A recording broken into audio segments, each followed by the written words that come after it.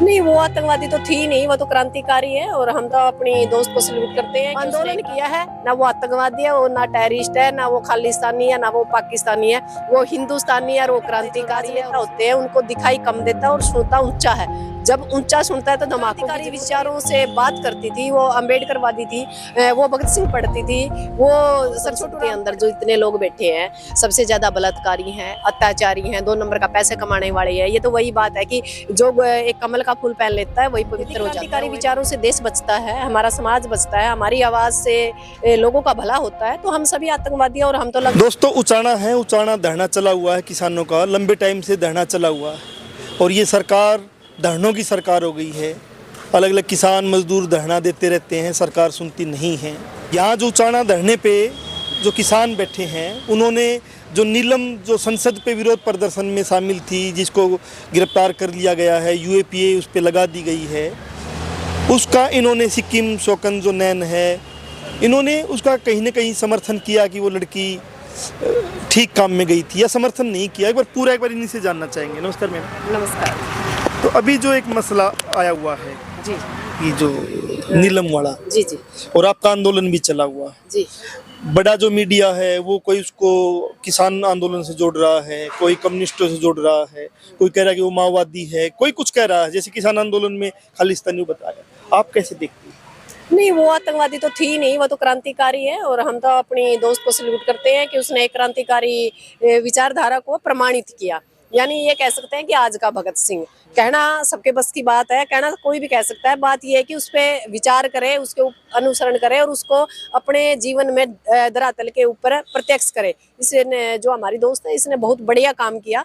जो ये सरकार सो रही थी कहीं ना कहीं, जो हमारी लगातार 4-5 साल से हम लड़ रहे थे, हमारी बातें सरकार नहीं सुन रही थी, तो सरकार के कानों करने बहुत जरूरी है। क्योंकि हमारे जो पूर्वज है वो कहते हैं कि हमारी जो संसद और विधानसभा है वो बेलगाम हो चुकी है, और जब संसद और विधानसभा बेलगाम होती की जरूरत होती है, क्योंकि वहां के अंदर रहने वाले जो राजनेता होते हैं उनको दिखाई कम देता है और सुनता ऊंचा है। जब ऊंचा सुनता है की जरूरत। और ये तो कोई धमाका भी नहीं है, ये तो पास लेके एक आंदोलन करने गए थे और सुरक्षित तरीके से गए थे, बीजेपी के ही सांसद से लेके गए थे, आंदोलन किया है। ना वो आतंकवादी है, वो ना टेररिस्ट है, ना वो खालिस्तानी है, ना वो पाकिस्तानी है, वो हिंदुस्तानी है और वो क्रांतिकारी है और उसने सही किया। मैं आपने भगत सिंह का जिक्र किया, तो भगत सिंह ने जब हमारा देश गुलाम था तो उस टाइम उसने कहा कि ये बैरी सरकार है, इसको सुनाने के लिए धमाके की जरूरत पड़ती है, और वो अंदर जाता है। अंदर जाने के बाद उसने वो जो कम तीव्रता का बम जिसमें धुआं ज्यादा था वो फोड़ा, और उसने कहा कि यहाँ बहुत ऐसी भी राजनेता जो ठीक है और हमने बहुत सोच समझ के फोड़ा। अब उसको हम क्रांतिकारी मानते हैं। जब भी कोई स्टेज पे होता है, ये सरकार भी कहती है कि भगत सिंह ने ठीक किया था, जो मौजूदा सरकार है, लेकिन नीलम को ये कह रही कि आतंकवादी है, लेकिन भगत सिंह को कह रही कि उसने उस टाइम ठीक किया होगा। नहीं, एक बात बताओ, भगत सिंह को आज भी टेररिस्ट मानते हैं, उसको शहीदी का दर्जा नहीं मिला। यदि क्रांतिकारी विचारों से देश बचता है, हमारा समाज बचता है, हमारी आवाज से लोगों का भला होता है, तो हम सभी आतंकवादी और हम तो लगातार ये मान सकते हो 3.5 साल से आप तो जब दिल्ली जा रहे थे उस टाइम भी बोला गया था कि किसान नहीं है, खालिस्तानी है, आतंकवादी है, माओवादी है। हाँ, रोज का काम है। मैं तो कह रही हूँ कि 3.5 साल से तो हम आतंकवादियों की श्रेणी में आते हैं। जब गोरे अंग्रेज थे, अब काले अंग्रेज हैं। यानी वंशज तो उन्हीं के हैं, जो उनकी दलाली करते थे वही आज सत्ता के अंदर है। मुझे एक चीज और बताइए कि संसद में कौन जा सकता है? भरत भूषण तो गया हुआ वैसे तो। नहीं, एक बात बताओ, संसद के अंदर जो इतने लोग बैठे हैं सबसे ज्यादा बलात्कारी हैं, अत्याचारी हैं, 2 नंबर का पैसे कमाने वाले हैं। ये तो वही बात है कि जो एक कमल का फूल पहन लेता है वही पवित्र हो जाता है, वही गंगा स्नान हो जाता है। यानी हरियाणा में कहा अगर भाई ये तो गंगा का नहाया हो जाए जी, जिसने कमल पहन लिया। और रही बात जो बेटी ने किया, वो कहीं ना कहीं, एक बात बताओ, लगातार हम एजुकेटेड जब हम हो जाते हैं तो हमें रोजगार की जरूरत होती है। या तो एक काम करो, इस सरकार ने वैसे तो स्कूल बंद करने शुरू कर दिए, हम चाहते हैं कि इन स्कूलों को बिल्कुल ही बंद कर दे, ताकि बच्चे पढ़ेंगे नहीं तो कम से कम वो मेंटली डिस्टर्ब तो नहीं होंगे। नौकरी तो नहीं मांगेंगे। हाँ, रोजगार नहीं मांगेंगे। रोजगार नहीं मांगेंगे, इनकी झंडे ठा लेंगे और पलट बिछा लेंगे। अच्छी बात यह है कि बेटी एजुकेटेड थी, उसके बाद ऐसी स्थिति में क्यों जाना पड़ा, ये विचार सरकार करे। क्योंकि जो अंदर राजनेता बैठे हैं संसद के, उनकी वजह से उन्होंने बाहर धमाके करने पड़े। और कोई धमाके नहीं, वो तो रंग बिरंगे धमाके जो हम शादी ब्याह में करते हैं। शादी ब्याह में करते हैं, कि कोई लंबी चौड़ी बात थी नहीं जितनी सरकार ने बना दी। ये अभी जो किसान आंदोलन चला हुआ, उसने वहां भी बोला है कि मजदूर किसान के हम बच्चे हैं, बड़ी मेहनत करके मजदूर किसान 2 पैसे कमाता, बच्चों को पढ़ाता है, उसके बाद उनको रोजगार नहीं मिलता है। मजदूर किसान की बातचीत की, वो मजदूर किसान के आंदोलन में भी आती थी।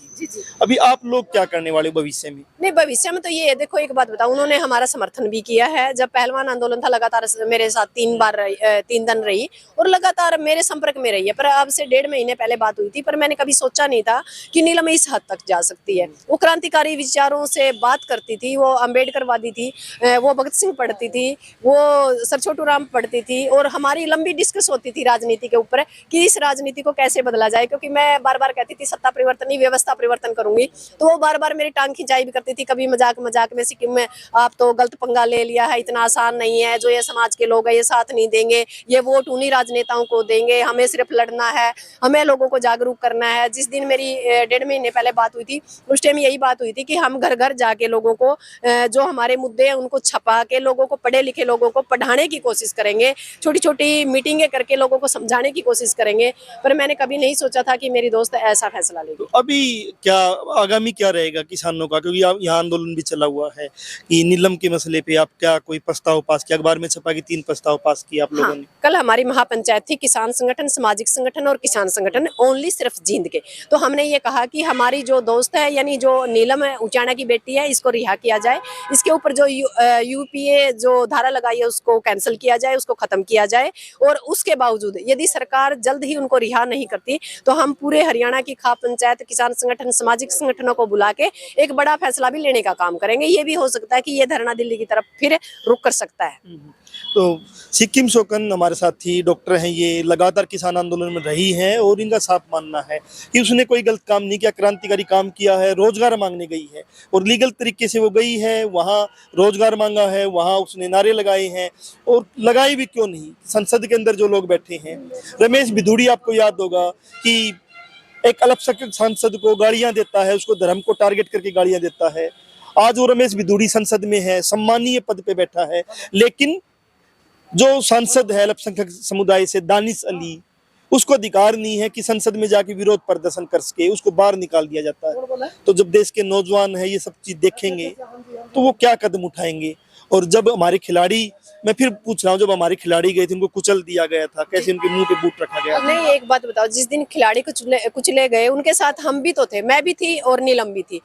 नीलम यदि मेंटली दबाव में थी तो उसने किसान आंदोलन को नजदीक से देखा, उसने पहलवानों के आंदोलन को नजदीक से देखा, सरपंचों के साथ भी हमें जो फुहारों के साथ लड़ाई लड़ी, खेदड़ के अंदर जो लाठीचार्ज हुआ उसके अंदर भी वो थी। तो आप एक बात बताओ, एक बंदा लगातार वह तरीका सेम है सरकार का, दमनकारी, और हम अलग अलग मोर्चों पे लड़ रहे हैं। यही बोला ना कि हम आवाज उठाते हैं तो सरकार तानाशाही कर रही है, सरकार दमन कर रही है। कहीं ना कहीं उसके दिमाग में ये छवि हो गई थी कि भाई सरकार हम किसी भी मुद्दे को उठाए उसको दबाएगी। और दूसरा बात, नॉर्मल आदमी बोल नहीं सकता, कितने ही आप एजुकेटेड हो जाइए, इस देश के अंदर रोजगार नहीं है। आपको पता रोजगार नहीं है, शिक्षा के मंदिर बंद किए जा रहे हैं।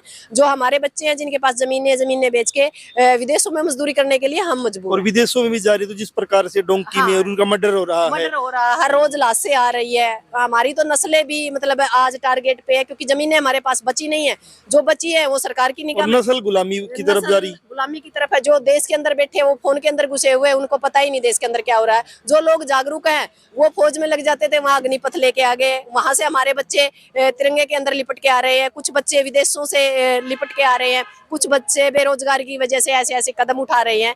अब ये सरकार ये तो पूछ रही है कि वो टेररिस्ट है। सरकार ने कभी ये दिमाग में सोचा कि ऐसे हालात क्यों पैदा हुए कि बच्चे, एजुकेटेड बच्चे, पढ़े लिखे बच्चे जिनको एजुकेशन या किसी डिपार्टमेंट में नौकरी पे होना चाहिए था, वो धमाके क्यों कर रहे हैं? एक बार आत्ममंथन करे ये सरकार, आखिर स्थिति ऐसी पैदा क्यों हुई इस देश के अंदर। और मैं तो आज भी कहती हूँ कि क्रांतिकारी कदम था और इस बेटी को आजाद किया जाए और जो साथ के बच्चे उनको भी आजाद किया जाए। पूछताछ करे वो एक अलग बात है, देखो ये एक विषय है मतलब इस चीज का सुरक्षा को देखते हुए।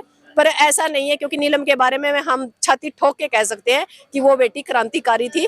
भगत सिंह ने बहुत अच्छे तरीके से लिखा है कि किसी भी छात्र का काम पढ़ना है, पढ़ाई अच्छे से करना है, लेकिन देश के हालातों पे चर्चा करना, राजनीति पे चर्चा करना, सामाजिक आर्थिक मुद्दों पे चर्चा करना भी भगत सिंह ने लिखा है कि स्टूडेंट का काम है, और वो नीलम ने किया है। उसने अच्छी पढ़ाई की है, एचटेट सीटेट सब किए हैं, और उसके साथ में उसने बच्चों को पढ़ाना शुरू किया। उसने बच्चों के लिए शिक्षा पे बातचीत की, उसने मजदूरों पे बातचीत की, उसने किसानों पे बातचीत की, और उसने फिर एक ये तरीका अपनाया है जो एक